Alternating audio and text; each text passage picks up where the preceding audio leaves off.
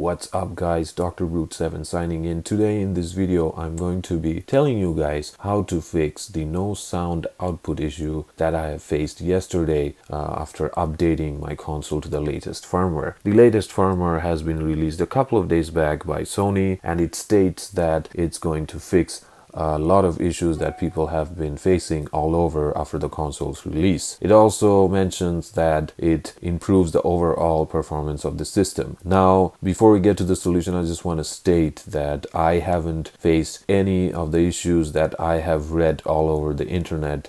Call me lucky, but I did not face either of them until yesterday after the latest firmware update. So the first thing that I have noticed after the update, my console restarted and there were no sound output, and I just checked the settings of my TV. Everything seemed to be fine, in order, and also I checked the console's settings, the sound settings, and what happened is that everything looked fine to me. Everything seemed to be fine. I restarted the console again just to make sure, but there were no system sound, there were no music, nothing. So the first thing that I did was to make sure that it's not just the TV. So I have a Pulse 3D headset. I just turned the headset on and it got paired to my PlayStation 5, and I noticed that the sound was working perfectly fine through my headset. Next step I did was I turned off the console. So I waited for the console to completely shut down, and then what I did is I unplugged the HDMI cable from the port. So here what you guys need to do in order to fix the issue, I mean, this actually worked for me. So what I did is that I unplugged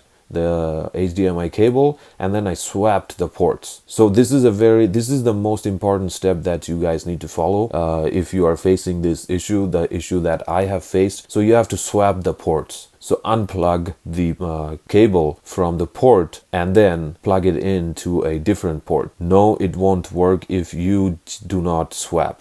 It didn't work for me. It might work for you, but it didn't work for me.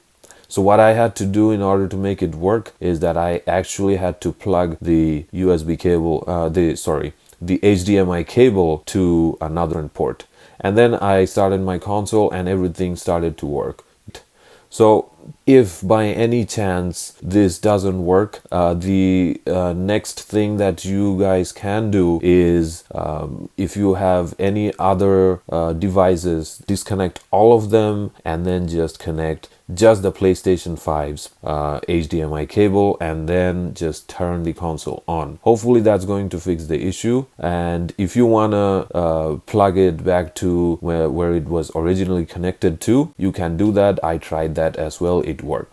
In order to fix this software, it's a software glitch. So in order to fix this, you just have to swap the ports. That actually resolved my issue. Hopefully it's going to resolve yours too. One last thing that I need to tell you guys is that when the update process is commencing, please do not unplug any kind of devices that have been attached. That includes the headset or the DualSense controller. Also, please do not eject the disc or any disc that have been inserted into the disk drive of the console. This actually shows when the update process starts. On the screen, it just states that please do not eject the disk. So it's something that you should keep in mind in order to avoid any kind of complications. And yeah, hopefully everything should be good to go. That was my fix. That is how I got my issue resolved. Since we are practically in the initial stages of the console's release, so there weren't too many posts or like videos that I could find over the internet. Hopefully this video, this